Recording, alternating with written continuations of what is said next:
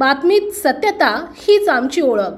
शिंदखेडा शहरातील साईनगर येथे सुवासिनींनी मागील वर्षी वटसावित्री पौर्णिमेला 10 वडाची लागवड केली होती। लागवड केलेल्या वडाची नियमितपणे देखभाल ठेवल्याने सर्वच रोपे जगली असून आज सर्व सुवासिनींनी वडाचे पूजन करून त्यास प्रदक्षिणा घालत पतीच्या दीर्घायुष्यासाठी प्रार्थना केली। वटसावित्री सणाला हिंदू धर्मात विशेष महत्त्व आहे। दिनांक 10 जून मंगळवार रोजी या सणाचे औचित्य साधून गतवर्षी लागवड केलेल्या 10 वटवृक्षांचे पूजन केले। सुताचा धागा गुंडाळत त्यास प्रदक्षिणाही घातल्या। शहरातील महिलांनी व्रतपूजनाचा कार्यक्रम साजरा केला। साईनगर, साई लीला नगर, महादेव स्वामीला परिसर, माळीवाडा, जाधव नगर, कानुबाई नगर, विविध कॉलनी, सोसायट्या आणि प्रभागांमध्ये महिलांनी पारंपरिक वेशभूषेत वडाच्या झाडाची पूजा करत पतीच्या दीर्घायुष्यासाठी व्रत केले। साईनगर परिसरात वटसावित्री पूजन कार्यक्रमादरम्यान रत्नाबाई चौधरी, सारिका चौधरी, रुपाली चौधरी, दिव्या मराठे, शीतल कोळी, करिश्मा चौधरी, गायत्री तमखाने, नीता पाटील, अंजली देसले, जिजाबाई बोरसे, पूनम चौधरी उपस्थित होत्या। परिसरात एकही वड नसल्याने वटपौर्णिमेला पूजेसाठी अडचणी होत होत्या।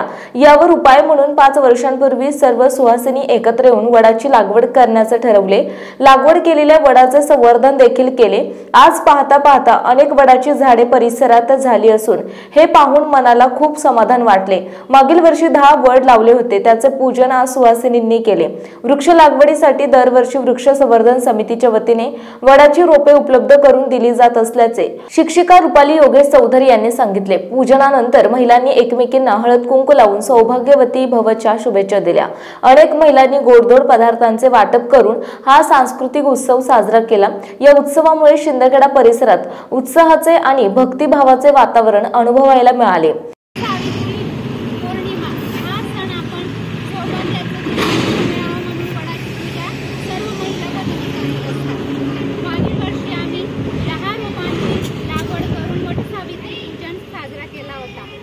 दुसरं वर्ष आहे वटसावित्री पौर्णिमेला, आज दुसरं वर्ष आहे। वृक्ष संवर्धन समितीने या वडांची आम्हाला रोपांची उपलब्धता करून दिली, त्यामुळे आम्ही मनपूर्वक आभार मानतो। प्रतिनिधी भूषण पवार, शिंदखेडा। आपल्या परिसरातील महत्त्वाच्या बातम्या पाहण्यासाठी आजच आमच्या JBTV न्यूज चॅनलला YouTube वर सबस्क्राइब करा आणि बेल आयकॉन प्रेस करा।